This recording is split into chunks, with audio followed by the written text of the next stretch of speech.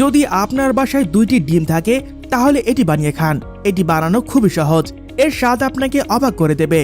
শুরুতেই আপনার দরকার হবে মাঝারি সাইজের একটি পাত্র। এক্ষেত্রে আপনারা অবশ্যই কাচের পাত্র ব্যবহার করবেন। কেন কাচের পাত্রের কথা বললাম তা ভিডিওর শেষে বলছি। এবারে পাত্রের ভেতরে একে একে মাঝারি সাইজের 3 থেকে 4টি ডিম ভেঙে নেবেন।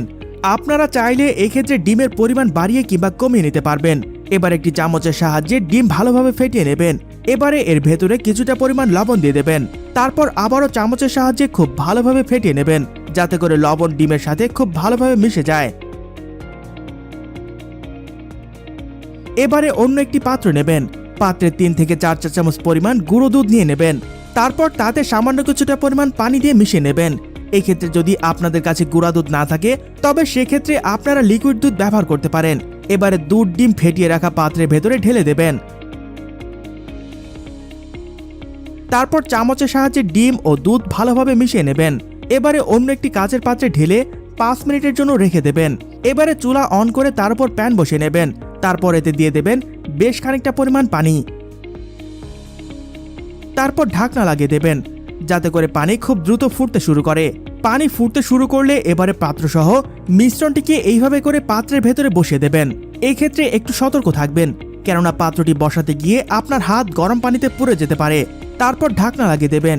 এক্ষেত্রে বলে রাখি, আপনারা যে পাত্রটি ব্যবহার করবেন অবশ্যই খুব ভালো মানের কাচের পাত্র ব্যবহার করবেন। যদি আপনাদের বাড়িতে ভালো মানের কাচের পাত্র না থাকে তবে সেক্ষেত্রে আপনারা স্টিলের তৈরি পাত্র ব্যবহার করতে পারেন। তারপর এটিকে 8 থেকে 10 মিনিটের জন্য রেখে দেবেন। মাঝে একবার তুলে দেখবেন সবকিছু ঠিকঠাক আছে কিনা। সবকিছু ঠিকঠাক থাকলে আবারও ঢাকনা লাগিয়ে 10 মিনিট হওয়া পর্যন্ত অপেক্ষা করবেন। 10 মিনিট পর ঢাকনা তুললেই দেখতে পাবেন এটি প্রস্তুত হয়ে গেছে। তারপর পাত্রটিকে বাইরে নামিয়ে নেবেন এবং অপেক্ষা করবেন ঠান্ডা হওয়ার জন্য। চুলা থেকে নামানোর পর এটিকে দেখতে মোটামুটি এমনই দেখাবে। ঠান্ডা হয়ে আসলে সেটিকে অন্য একটি পাত্রে তুলে নেবেন। সবশেষ আজকের রেসিপিটি প্রস্তুত। এটি দেখলেই খেতে ইচ্ছে করবে। আপনি এর ঘ্রাণেই বুঝতে পারবেন এটি কতটা সুস্বাদু। এটি আপনার বাড়িতেই খুব সহজেই তৈরি করে নিতে পারবেন। এটা একবার খেলেই আপনি বুঝতে পারবেন এটি যেই দেখবে তারই খেতে ইচ্ছে করবে। আপনি এটি বানিয়ে যাকে যাকে খাওয়াবেন সবাই আপনার ফ্যান হয়ে যাবে। এটি খাওয়ার পর থেকে আপনার আর কখনোই ফাস্টফুড খেতে ইচ্ছে করবে না। তাই এটি অবশ্যই আপনার বাড়িতে ট্রাই করে দেখবেন।